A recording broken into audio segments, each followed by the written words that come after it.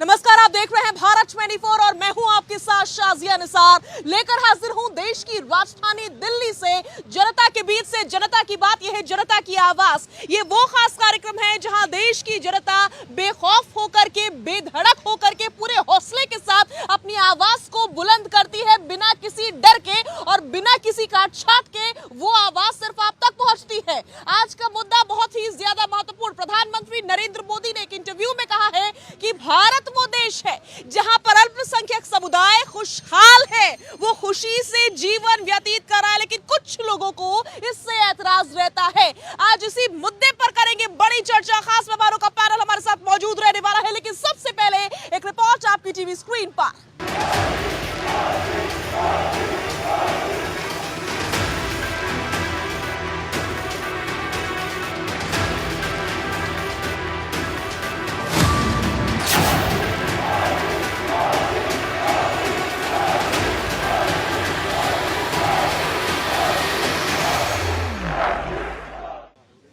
तो देश की जनता हमारे साथ जुड़ चुकी है। सभी का बहुत बहुत स्वागत है भारत 24 पर। और दूसरी तरफ खास मेहमानों का पैनल, जल्दी से सभी का तारुफ में करवा देती हूँ। मोहम्मद आसिफ साहब हमारे साथ मौजूद रहने वाले हैं, संजीव कौशिक जी मौजूद रहने वाले हैं, शबनम खान अपनी उपस्थिति दर्ज करवाएंगी, रवि अरोड़ा जी मौजूद रहेंगे, राहुल तालान जी उपस्थित रहने वाले हैं, हाफिज गुलाम सरवर मौजूद रहने वाले हैं, स्वामी उपमन्यु महाराज भी अपनी उपस्थिति दर्ज करवाने वाले हैं। और सभी का बहुत बहुत स्वागत। गुलाम साहब के साथ शुरुआत करने जा रही हूँ। गुलाम साहब, प्रधानमंत्री नरेंद्र मोदी का जो बयान है, पूरी तरीके से मुझे उम्मीद है कि इत्तेफाक रखते होंगे आप।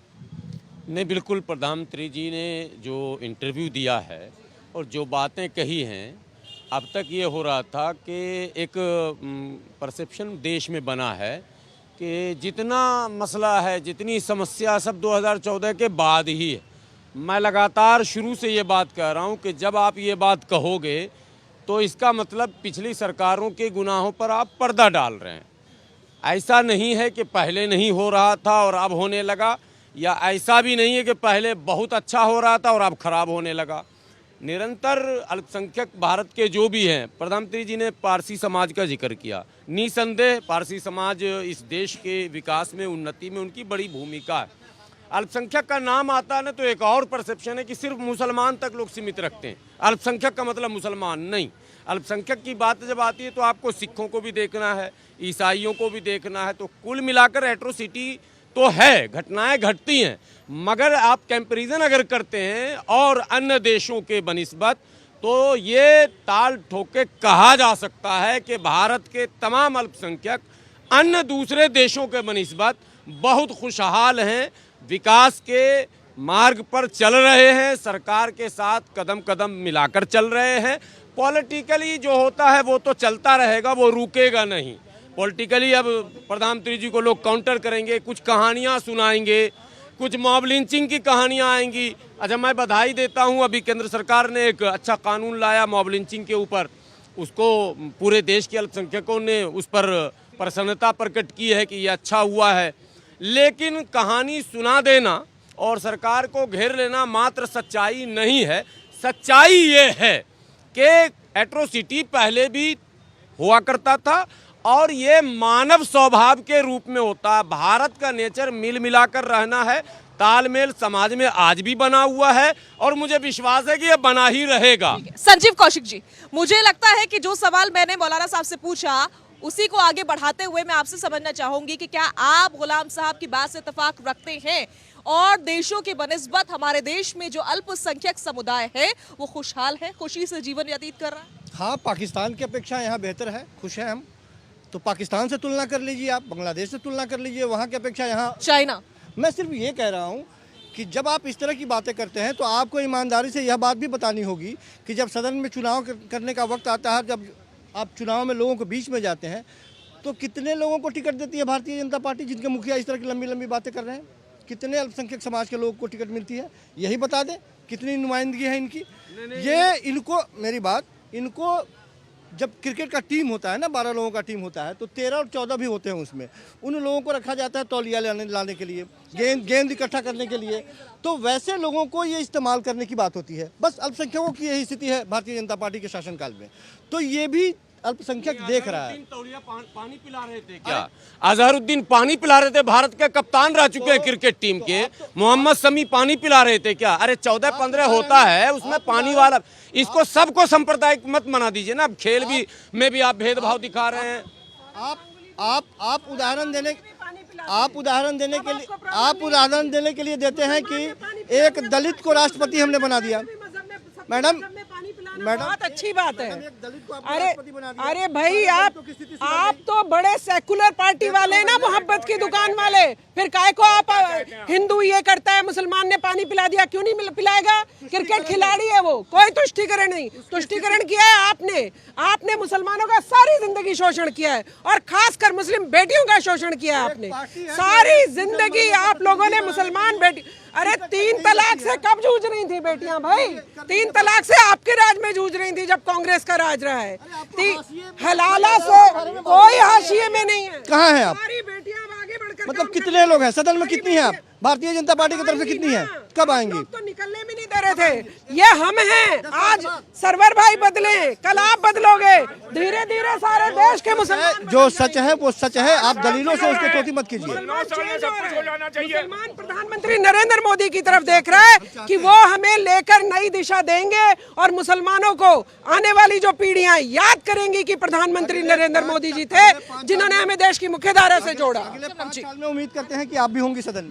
महाराज आप तो सबको सिर्फ सदन में ही कह तो रहे कुछ लोग आंख के अंधे होते हैं और कुछ ब्लाइंड माइंड होते हैं। तो अब कांग्रेस जो है 14 के बाद से ब्लाइंड माइंड हो गई। जो उन्होंने पहले किया बस उसी को समझ में आ रहा है। आज तक 60 साल में कांग्रेस ने अल्पसंख्यक के लिए क्या किया, उसका जवाबदेही कौन देगा? बोलते हैं कुछ नहीं किया। और मैं बता रहा हूं कि इस टाइम पूरे विश्व में मुस्लिम भारत में सुरक्षित है, एक बात। दूसरी बात कि जितने, चाहे पश्चिम देश हो, चाहे चाइना हो, चाहे रूस हो, इन लोगों ने मुस्लिम देशों को टुकड़ों टुकड़ों में तोड़ रखा है। किसी के पास 4-5 देश हैं, किसी के पास 4 देश। मतलब कि सऊदी गवर्न करता है अमेरिका को, कोई गवर्न करता है चाइना को, कोई गवर्न करता। मतलब ये भी अगर एक हो जाए तो मुसलमान सुरक्षित हो जाएगा। और उसको एक करने का, भारत में तो मुसलमान सुरक्षित है ना? बिल्कुल नहीं। उसको एक करने का शुरुआत पूरे विश्व में अगर पहला कदम उठाया तो मोदी ने उठाया। सबका साथ, सबका विकास और सबका विकास। ठीक है। देश में किसी ने कहा माइनॉरिटी सुरक्षित नहीं है। पहले भी सुरक्षित थी, आज भी सुरक्षित खुशहाल थी, खुशहाल है। जिस तरीके से आला अखबारों में आए दिन आते हैं, अखबारों के अंदर ये सब होता है, अफवाह है, बेकार की बातें। किस तरीके मणिपुर के अंदर गिरजाघर तोड़े गए माइनॉरिटी के, वो सबको मालूम है। वो भी बाहर से लोग आए थे, शायद पाकिस्तान से या चाइना से, उन्होंने किया। वो जब दिखाई नहीं दिया, नहीं आप सुन लीजिए, सबने भी आप सुन लीजिए, आपको कब्जा दिखाई दे रहा है। किस तरीके से आप बात कर रहे हैं? तो इस तरीके से माइनॉरिटी सुरक्षित है, कोई नहीं कह रहा नहीं है। जिस तरीके से एक प्रोपगंडा भाजपा फैलाती है, किस तरीके से आज सदन के अंदर कितनी सदस्यता, एक जो माइनॉरिटी के मंत्री थे उनको भी उठाकर बाहर फेंक दिया। मुख्तार अब्बास नकवी को कहा है पता नहीं, साना हुसैन कहा है पता नहीं। तमाम ऐसे लीडर जो भाजपा के अंदर थे, कहीं नहीं पता। आज लोग कहते हैं, और हम आज 14 के बाद सुनने में ही आता है हिंदुस्तान का हिंदू खतरे में, 80% आबादी होने बाद बड़े बड़े वोट लेके हिंदू हमारे भाई घूमते हैं कि हम खतरे में हैं। तो जो बड़ी आबादी खतरे में है तो माइनॉरिटी, हमने 10 जगह देखा है, हर जगह बोर्ड लगे देखे, हर संगठन देखे हैं, हर जगह। किस आप कैसे कह रही हैं? हर चैनल में आप देखते हैं ये वाला संगठन। ठीक है। रवि जी प्लीज थोड़ा सा आगे आइए। रवि जी, इस देश में जो अधिकार एक हिंदू को प्राप्त है, वही अधिकार एक मुसलमान को भी प्राप्त है। फिर क्यों कहते हैं कि जो इस देश में अल्पसंख्यक है, मैं कहती हूँ सिर्फ मुसलमान नहीं, हर समुदाय के व्यक्ति को प्राप्त है। वो गाड़ी चला सकता है, वो स्कूल जा सकता है, वो कॉलेज जा सकता है, वो अपने मनपसंद व्यवसाय कर सकता है, वो अपने अनुसार जो धर्म का पालन करना चाहता है वो कर सकता है। तो सभी अधिकार प्राप्त है जो हिंदू को प्राप्त है। तो फिर क्यों कहते हैं कि खुश नहीं है अल्पसंख्यक समुदाय? किस बात की लड़ाई हो रही है? क्यों चाहिए सरकार में नुमाइंदा जब हर प्रकार की सुविधा और अधिकार आपको प्राप्त है? क्यों विश्वास नहीं करते सरकार के ऊपर? देखिए, देश की राजधानी में आप लोग खड़े हैं, और देश की राजधानी में हजारों फैक्ट्रियां, हजारों कंपनियां चल रही हैं, और इन कंपनियों के जो मालिक हैं, अगर मुसलमान हैं तो काम करने वाले हिंदू हैं, और अगर मालिक हिंदू है तो काम करने वाले मुसलमान हैं और मिलकर काम करते हैं, किसी को किसी से कोई शिकायत नहीं है।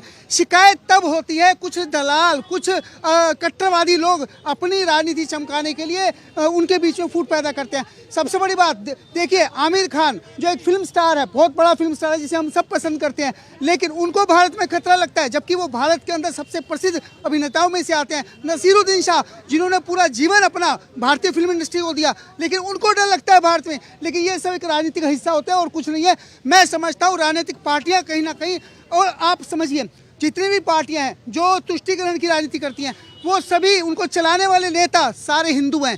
कहीं ना कहीं सिर्फ अपने राजनीतिक वोट बैंक के लिए लोगों के बीच में जहर घोला जाता है, जो पूरी तरह से गलत है। असल में खुशहाली की जहाँ तक बात होती है, अगर परेशानी हिंदू को है तो मुसलमान को भी है, अगर सिख को है तो ईसाई को भी है।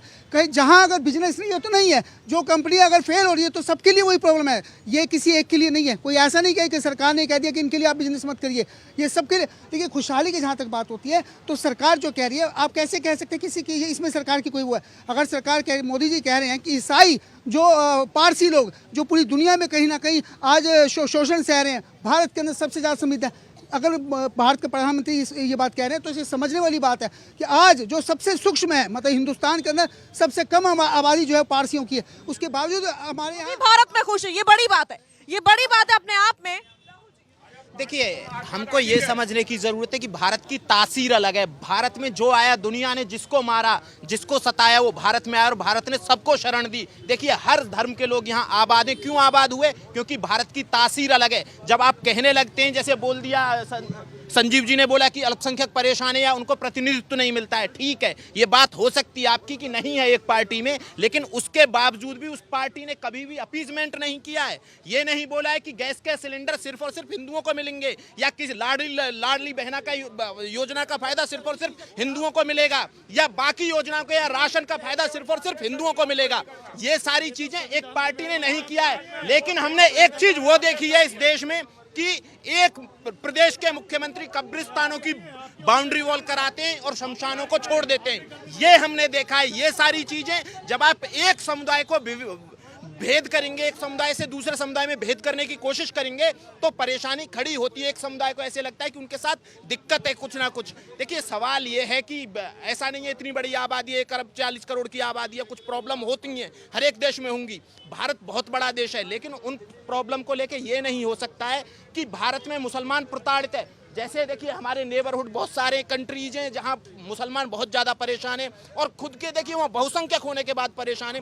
चाइना इसका बहुत बड़ा एग्जाम्पल है। किस किस प्रकार की खबरें आती हैं चाइना में? और कमाल की बात यह है कि यहाँ बहुत सारे लोग जो पाकिस्तान जो बहुत ज़्यादा हमदर्द बनता है मुसलमानों का, चाइना के मामले, उइगिर मामले पे कुछ नहीं बोलता है, ना अरब कंट्रीज कुछ बोलते हैं चाइना को। तो ये देखने की ज़रूरत है कि भारत को तो आप ना ब्लैकमेल करने की कोशिश करते हैं कि मुस्लिमों को परेशान किया जा रहा है। इससे अच्छा एग्जाम्पल क्या होगा कि यहाँ की सबसे रिचेस्ट कम्युनिटी पारसी है, और वो उन्होंने अपने हुनर से सारी दुनिया पे राज आपको स्टैंड किया। ठीक है, ठीक है, बड़ी बात। जनता की बारी, जनता की बात सुन लेते। जनता क्या कहती है? नमस्कार। पहले आपको मैं ये कहना चाहता हूँ, ये भारतवर्ष है ना, भारतवासी और भेदभाव का कोई नहीं, सबको समान हक मिला है। अब सबके लिए समान कानून बन गया है, चाहे गरीब हो, चाहे अमीर हो, चाहे हिंदू हो, चाहे मुस्लिम हो, चाहे सिख हो, चाहे पारसी हो।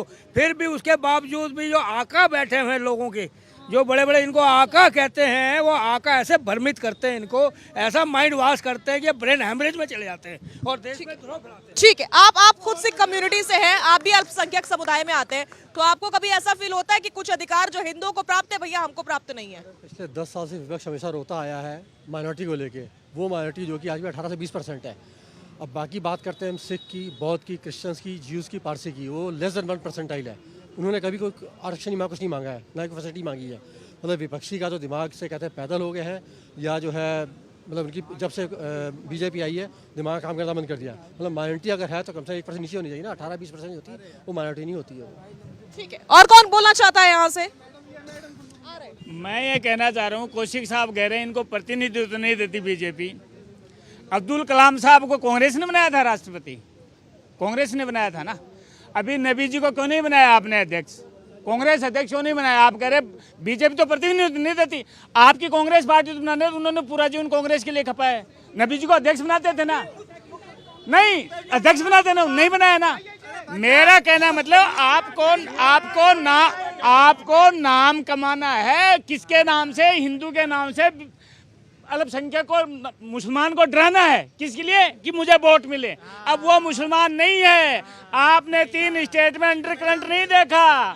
मुस्लिम भाइयों के वोट से ही इतनी ज्यादा सीटें आई हैं, वरना बीजेपी को भी उम्मीद नहीं थी इतनी सीटें आ रही हैं। आप ठीक है। जब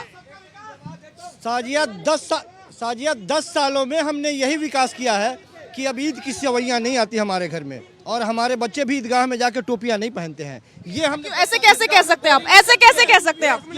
ये सच बात है। अभी आप सोशल मीडिया उठा के देख ले, कांग्रेस की हुकूमत में हकीकत ईदगाह में गोली चलाई गई, हकीकत चलाने वालों को सजा नहीं मिला आज तक। जो हकीकत है उससे मुंह नहीं मोड़ सकते आप। अभी सोशल मीडिया उठा के देख ले, आग लगी पड़ी है। ये सारे लोग जानते हैं, आग लगी पड़ी है। कहाँ कहाँ क्या करना है।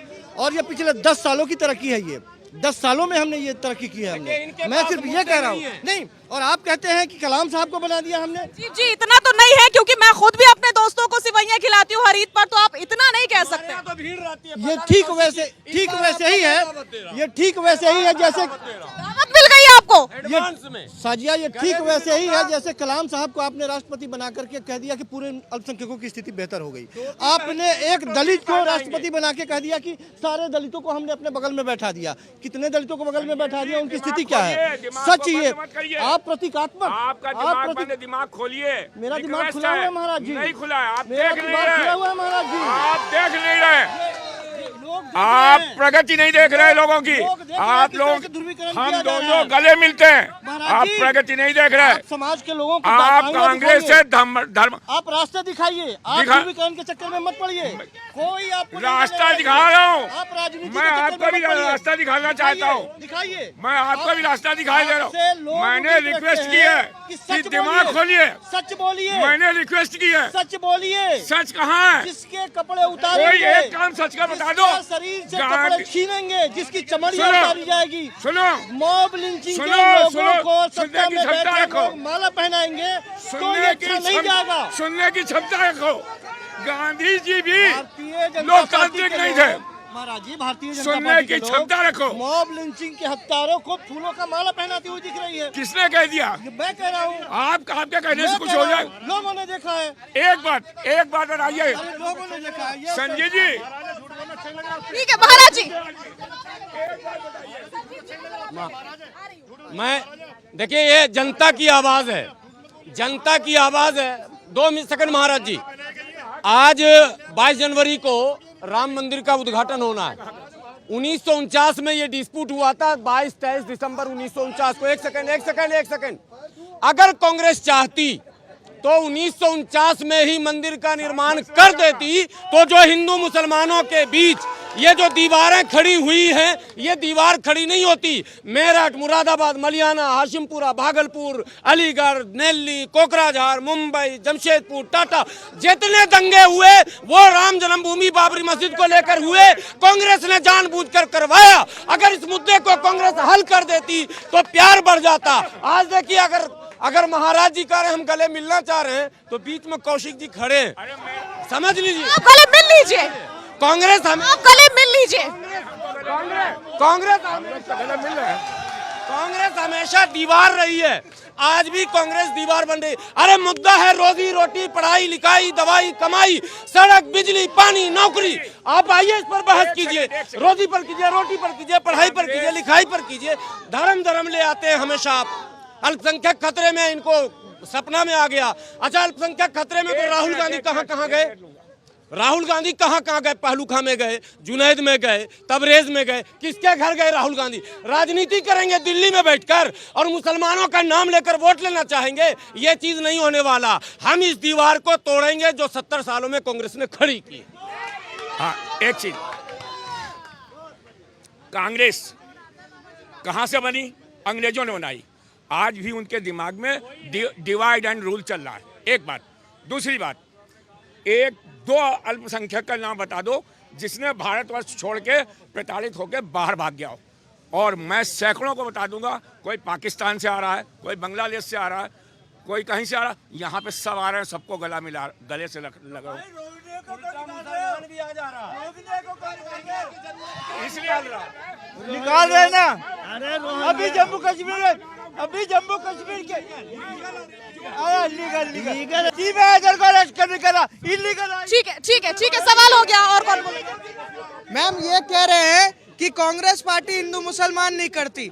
कर्नाटक में जब इनकी सरकार बनती है तो लव जिहाद कानून सबसे पहले ये निरस्त करते हैं। बजरंग दल को ये कम्युनल बताते हैं, मुस्लिम लीग को हमेशा सेकुलर बताते हैं। हज पे सब्सिडी ये देते हैं, वक्त बोर्ड ये बनाते हैं, मुस्लिम पर्सनल लॉ बोर्ड ये बनाते हैं और कहते हैं कि हम भाईचारे की बात कर रहे हैं। कौन से भाईचारे की देश में बात कर रहे हैं? ये जो हो रहा है ये मैं मानता हूं कि अपीजमेंट की सबसे पहले शुरुआत कांग्रेस ने की थी इस देश में। और कांग्रेस ने जो बीज बोए, ये जो आप ये बोलते हैं ना कि जैसे ये बोलते हैं कि बीजेपी की पहले कमी बताइए मुझे कि बीजेपी ने ये अपीजमेंट किया था या बीजेपी ने ये अधिकार नहीं दिए या ये अधिकारों का हनन किया है बीजेपी ने। नहीं, बीजेपी ने सबको राइट दिए, प्रॉपरली राइट दिए, सब अपने राइट के साथ इस देश में रह रहे हैं। बीजेपी ने किसी का कोई राइट नहीं लिया है। इनको दिक्कत क्या है कांग्रेसियों को या संजीव जी को दिक्कत क्या है कि देखिए अगर जो नहीं लड़ेंगे तो 20% कैसे बट गए इनके। अखिलेश यादव ले गए, उधर लालू प्रसाद यादव ले गए और कहीं कोई और ले गया। इनके पास बचा क्या है? वो 20% एक मुश्त चाहते हैं और लगातार इसीलिए अपीजमेंट की बात कर रहे हैं कि मुसलमानों को प्रताड़ित किया जा रहा है। इस देश में मुसलमानों को कोई प्रताड़ित नहीं कर रहा है। देखिए इस देश के मुसलमान लगातार तरक्की कर रहे हैं, लगातार पढ़ रहे हैं। अगर जो आप डेटा उठा के देख लीजिए, मुसलमानों ने तरक्की की है इस देश में और लगातार तरक्की की है। अगर जो मुसलमानों की तरक्की में कोई आड़े आया हो इस देश में, मुसलमान चाहे तो जितनी तरक्की कर ले, कोई रोकने वाला नहीं है, कोई ये रोकने वाला नहीं कि आप पढ़िए मत, आप पढ़िए। लेकिन जब आप जिहाद पढ़ाते रहेंगे, मदरसे ही खोलते रहेंगे तो आपके यहाँ अब्दुल कलाम पैदा नहीं होंगे। दिक्कत ये में क्या सिर्फ जिहाद पढ़ाया जाता है? तो देखिए मुझे ये बताइए, मैं ये जानना चाहता हूँ पूरी मुस्लिम कम्युनिटी से कि सिर्फ और सिर्फ बॉर्डरों पे इतने सारे मदरसे क्यों होते हैं? क्या वहाँ के स्कूल नहीं है? क्या आप मॉडर्न एजुकेशन को आप एक कैटेगरी में नहीं नाप सकते ना? नहीं, मैं सबको नहीं नाप रहा हूँ। मैं बोल रहा हूँ कि हर एक समाज में कुछ ऐसे लोग होते हैं जो समाज को ना भ्रमित करते हैं। तो ऐसे मुसलमान समाज में भी ऐसे लोग हैं जो समाज को भ्रमित कर रहे हैं आतंकवाद के नाम पे और इस चीज के नाम पे। तरक्की करने से इस देश ने सबको बराबर अवसर दिए, जो चाहे तरक्की करे, मुसलमान तरक्की करें, कोई आड़े आने वाला नहीं है। लेकिन जब तक देखिए दिक्कत क्या है, संजीव जी और आसिफ जी को दिक्कत क्या है कि जब तक लड़ेंगे नहीं तो 20% वोट कैसे लेके आएंगे? इनको 20% वोट की चिंता है और इसी वजह बीजेपी आई क्यों। देखिए इनको, संजीव जी को एक और बात याद होनी चाहिए कि AK एंटनी ने जब 2014 में आप चुनाव हारे थे संजीव जी, तो AK एंटनी रिपोर्ट ने क्या बोला था कि आप पे ठप्पा लग चुका है, ठप्पा लग चुका है। आपसे मतलब कांग्रेस, ठप्पा लग चुका है कि आप मुसलमानों की पार्टी हैं। क्यों लगा ठप्पा आप पे? क्योंकि आपने अपीजमेंट का काम किया है लगातार और ये जो अपीजमेंट का काम किया है उससे बीजेपी को बहुत ज्यादा फायदा हुआ और उनके पक्ष में हिंदू यूनाइट हुआ 2014 में। तो सबकी जड़ आप हैं। अगर जो आप ये बोलते हैं ना कि आज मुसलमानों को प्रताड़ित किया जा रहा है तो उसके पीछे भी आपके ठीक है देखने पड़ेंगे। बोया पेड़ बबूल का तो आम कहाँ से होवे? जब आपने पेड़ ही बबूल का बो दिया है और अभी बड़ी बड़ी बातें कर रहे थे मुसलमानों के हितैषी बनके। मुसलमान शाहबानों को 100 रुपए गुजारा भत्ता लेना मांगने गई थी बेचारी। सुप्रीम कोर्ट ने कह दिया था दे दो 100 रुपए, गरीब औरत है, बूढ़ी औरत है। इन्होंने संसद में प्रस्ताव पारित करके उसको 100 रुपए नहीं लेने दिए। आप मुसलमान बहनों के हितैषी बनते हो यहाँ पर आकर। और दूसरी बात, आप अभी कह रहे थे, आपने अभी जो ये दिखा दिया ना, वो जो चेंज हो गए मेरे भाई, आपका सरवर भाई, आपका स्वागत है। कोई राष्ट्रपति व्यक्ति को कांग्रेस ही क्यों नहीं कहता? शर्म की बात है ये आपके लिए, सोचना चाहिए आपको। मैं तो ये कहूँगा अभी पहली बार हमने देखा, एक मिनट, पहली बार हमने देखा देश के उपराष्ट्रपति अपनी जाति बता रहे थे और कह रहे थे मैं जाट समाज से हूँ। ये जाट समाज का अखबार है भाई, दिखाइएगा। मीना साक्षी मलिक ने जाट समाज से है, रो रो के कह रही है, वीर भूषण साथ में खड़े में। क्या हुआ है? ये समाज की राजनीति करने वाले देश का राष्ट्रपति, उपराष्ट्रपति अपनी जाति बता के बात कर रहा है। आज ये हालात आ चुके हैं कि उपराष्ट्रपति को अपनी जाति बतानी पड़ रही है। उपराष्ट्रपति हमारे उम्मीद करते हैं साक्षी मरीज के पास जाएंगे, उसे इंसाफ दिलाएंगे। जाति जनगणना के सपोर्ट में तो आप लोग हैं, जातिगत जनगणना आप लोग करवाते हैं और हम तो कह रहे हैं जाति जनगणना होनी चाहिए, जाति जनगणना होगी। उससे हासिल क्या? ये हासिल ये होगा जो अब उपराष्ट्रपति को बतानी पड़ेगी ना, साक्षी मलिक आपके पास डेटा चला जाएगा, फिर पूछना नहीं पड़ेगा। साथ दिलाना पड़ेगा। जाट समाज की बेटी है, उस बेटी के साथ उपराष्ट्रपति को खड़ा होना पड़ेगा। उसी उपराष्ट्रपति को जो अपने आप को जाट समाज से बताते हैं। आज अभी तक 24 घंटे हो गए, उन उपराष्ट्रपति का कोई बयान नहीं आया, वो संविधान की कोई बात नहीं करते। आज देश के उपराष्ट्रपति शायद पहली बार ऐसा है जो लीपा चोपी किस हद तक घुस चुके हैं सबके सामने। राष्ट्रपति की इंसल्ट, उपराष्ट्रपति की इंसल्ट नहीं है ये। अपनी जाति बता रहे, ये इंसल्ट नहीं है। क्यों नहीं है? कैसे जब देश का राष्ट्रपति पार्लियामेंट बैठ के साक्षी मलिक की जांच नहीं होगी। प्रधानमंत्री पार्लियामेंट साक्षी बैठ मलिक की के जांच तो ना होने जब दें। करता ऐसे करिए, किस तरीके लगता है देश के प्रधानमंत्री की जो हरकत थी इतनी शर्मनाक थी, देश देख रहा है किस तरीके से कर रहे थे। प्रधानमंत्री जब मुकरमी करते हैं शर्म आती है बैठने के बाद में, तो बड़ा बढ़िया, और अगर उन्होंने यूं कर दिया तो गलत हो गया। तो यही हाल हो गया। हम कहना चाहते हैं ठीक है, जनता को सुन लेते हैं। मैडम, ऐसा प्रॉफिट मोहम्मद ने कहा था कि मुझे भारत से ठंडी हवा आती है। ये बहुत बड़ी तारीफ थी जो उन्होंने भारतीय संस्कृति की थी, लेकिन ये जो नेता है, मुस्लिम नेता है, जानबूझ के भड़काने के लिए उल्टी सीधी बातें करते हैं और मुसलमानों को भड़काते हैं। ठीक है मैडम, हमारी एक ही रिक्वेस्ट है पूरी देश से, पूरी सरकार से, कि इस देश में स्टूडेंट के लिए एक नियम हो जाना चाहिए, आरक्षण सब जगह से बंद हो।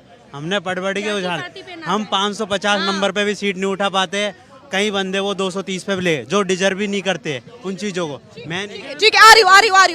एक मिनट मैम, मैं पैरामिलिट्री का हूँ जो पूरे देश को चाक चौबंद चौकसी किए हुए हैं। CRP, BSF, ITBP।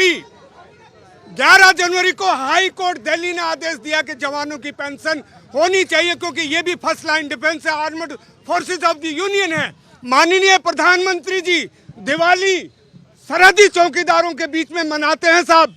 20 lakh paramilitary परिवार जिनकी संख्या 1 करोड़ पार, उनकी पुरानी पेंशन होनी चाहिए या नहीं होनी चाहिए? होनी चाहिए। जो इलेक्शन ड्यूटी करवा रहे हैं निष्पक्ष, पूरे देश में हम हिंदू मुसलमान नहीं देखते। CRP की जब लाठी चलती ना तो दंगाइयों पे चलती है। दिल्ली का आपने देखा होगा, दंगाइयों को भगाया। आ रहे देखिए जो बात कर रहे हैं, जो खाई को भरकर ऐसे लोग बरगला रहे हैं, मुस्लिम समाज के लोगों बच्चों को पढ़ाने की बात ना कर देश की तरक्की में भागना लेना पकड़ना है। और यहाँ पर लड़ाई का मजहब की लड़ाई नहीं है। जब सबके साथ सबके विकास के लिए काम किया जा रहा है तो सरकार का दायित्व बन रहा है, दायित्व अपना निभा रही है, तो इसमें खाई की क्या बात है। और मुस्लिम समाज भी कुछ लोग भ्रमित करते हैं, उनको भी बाहर का रास्ता वहाँ की आवाम बाहर दिखा रही है। कोर्ट ने बनवाया राम मंदिर, बीजेपी ने नहीं बनवाया। नहीं, बीजेपी ने बनवाया राम मंदिर, ये कोर्ट ने बनवाया। और रही बात जो इस बार महंगाई है ना, वो 2024 में पता लग जाएगा सरकार किसकी आ रही है। 2024 में सरकार पता लग जाएगा, 2024 में पता लग जाएगा सरकार। तो जनता परेशान हो रही है, जनता परेशान हो रही है। बच्चों की किताब पे GST लग रही है, बच्चों के जो किताब है ना GST लग रही है। इनको पता नहीं है, नॉलेज ही नहीं पता तुम्हारे को, अभी पता नहीं तुम्हारे। ठीक है। एक सफाई दे दूं। सफाई देना इसलिए जरूरी है कि शबनम बहन ने कहा बदल गए। कबीरा खरा बाजार में सबकी चाहे खैर, ना काहू से दोस्ती ना काहू से बैर। 10 साल के रिकॉर्ड में मैंने कभी किसी के पक्ष में कहा ही नहीं।